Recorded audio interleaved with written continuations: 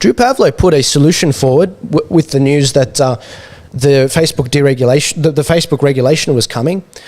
So Facebook took all these pages off, and in the wake of this, Drew basically said, I just talked with Bob Katter, and he's going to call for a nationally owned social media network set up under public charter with a public oversight board.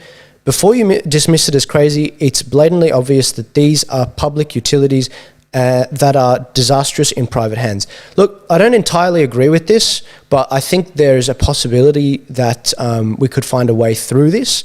I said in response to that, I actually agree on the condition that almost all free speech. What did I say? Hang on a second. Let me rephrase this. I actually agree on this on one condition, that it is almost a free speech absolutist, except inciting violence and doxing, of course. It could work. It could work. I don't know, but it could work. But I think in conjunction with alternative media platforms, we could make this work. I don't want to jump off the mainstream media channels yet, because it's very difficult, and I might be showing my cards here, it's very difficult to spread to alternative media without slowly integrating and migrating and leading an exodus away from the mainstream channels. You have to do this as an integrated thing. You can't go cold turkey. I know many people like Milo Yiannopoulos, I see him anymore, because this is exactly what's happened. But anyway, what would I know? This is kind of disgusting. It's this ad which was in one country, I can't remember which country it was, and it was basically which said, the most loving gift you can give your first child is to not have another. That's a little bit sinister, I think you'd agree. I'm not a fan of this kind of advertising, and if I was, I'd probably be a killer. I don't like this. This was put out by oneplanetonechild.org. This is disgusting. I mean, we should be encouraging people to have kids, to be prosperous, and to have joy. What is this, communist China, one-child policy? It's ridiculous. In the more entertaining news, we had a situation where there was a quarantine exercise, and basically the people were sort of ushered in and out of the building with plastic bags over their heads, which is hilarious because, we joke about how many masks you have, and then the best used mask is actually putting a plastic bag over your head, and that's 100% effective. And then we actually see it. Like, satire is real life. The Babylon Bee is here. It's absolutely entertaining. In other news, in America, so much for defund the police. Minneapolis to spend $6.4 million recruiting more officers following the sharp rise in crime, and up to 200 cops quitting after the George Floyd riots and the $8 million budget cuts. I mean, this is what you get, guys.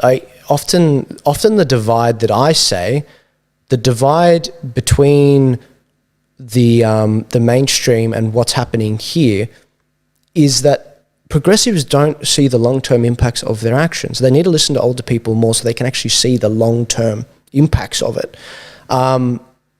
I used to be progressive, and that's how I got out of it. I saw that their policies, they felt good at the time, but they don't necessarily do good.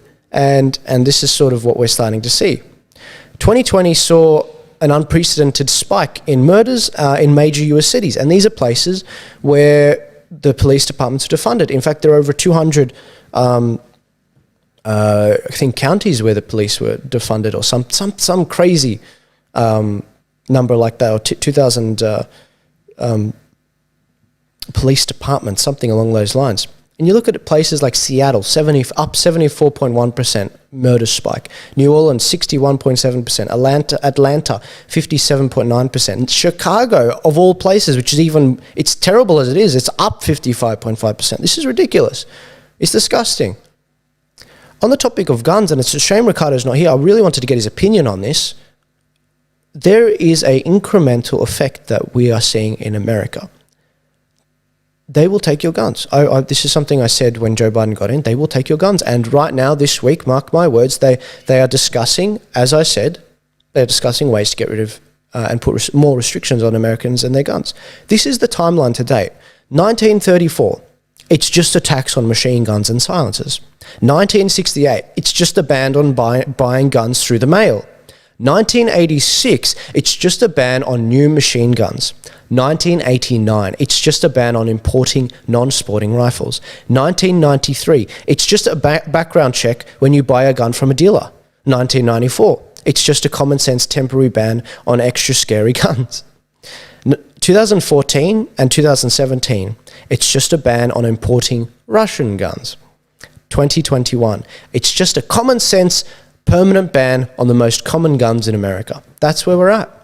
And, you know, I don't know in detail as much about Australia's gun history, but one thing for sure is we saw that incrementalism, and it's disgusting. We should have access to this. In fact, guns rights are women's rights, and I'm a bigger feminist than most feminists, most third-wave feminists. They don't want this.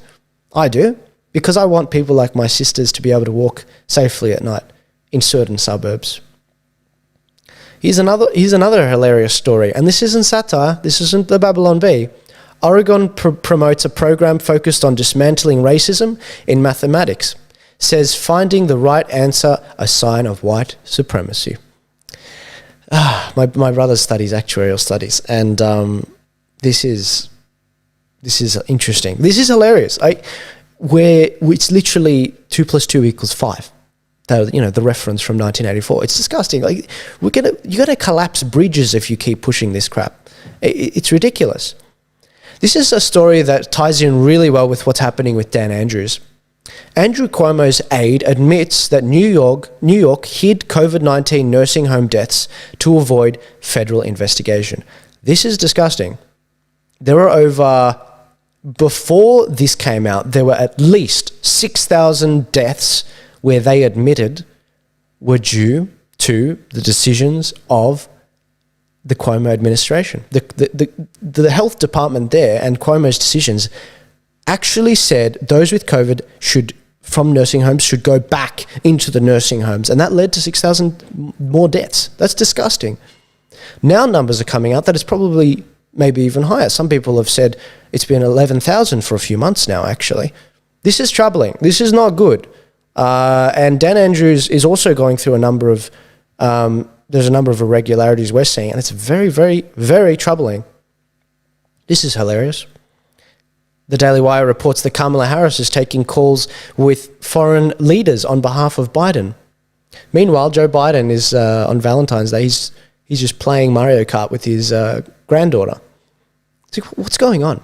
What's going on here? It's sort of a running joke that Joe Biden's got to get a taste test for stuff.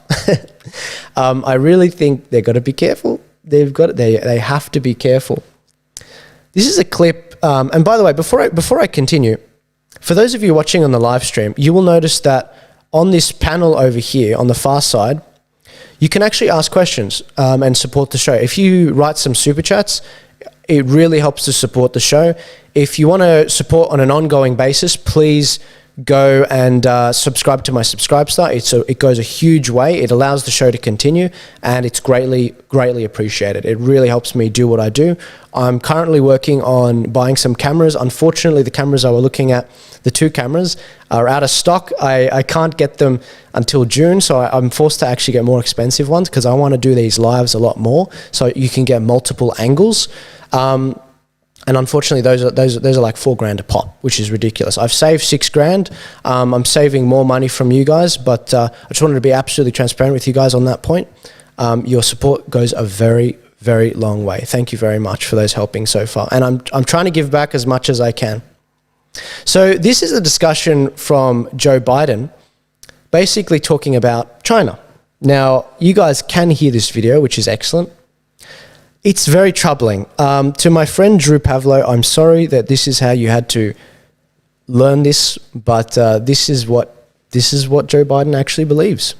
You know, Chinese leaders, if you know anything about Chinese history, it has always been the time when China has been victimized by the outer world is when they haven't been unified at home.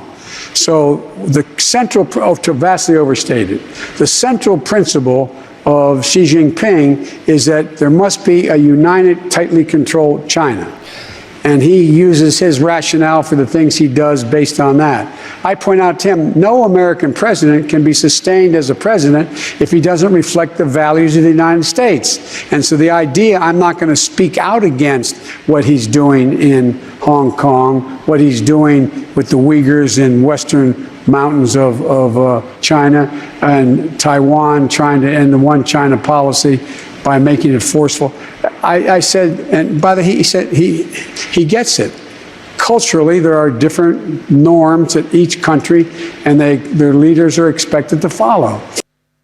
That's astounding. Did you guys get that? What he's basically saying is America has their values. China has their values. Part of America's values may not be compatible with China's values. Therefore, I have no right to tell the Chinese leader on this 2-hour call he had with Xi Jinping recently, I have no right to tell him how to run his own culture. And so he's basically saying the Uyghurs are on their own. This is totally fine. This is normal. And it's disgusting. I tried to warn you, Drew. I really did. I wish Trump did more on this topic. I wish he got another 4 years starting now so that he could actually address this even more. Maybe he was waiting so that he could actually get elected first.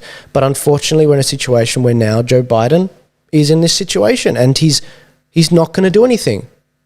I'm sorry, man. I really am. I really am sorry. I wish this wasn't the case. The Uyghurs, all over 1 million of them are being sterilized. They're being, I can't even say the words. There's forced insemination. It's disgusting. It's absolutely disgusting, and I can speak more freely on this topic on Rumble. So go to Rumble, guys. You got to go to Rumble. I'll be slowly moving my stuff across to there. So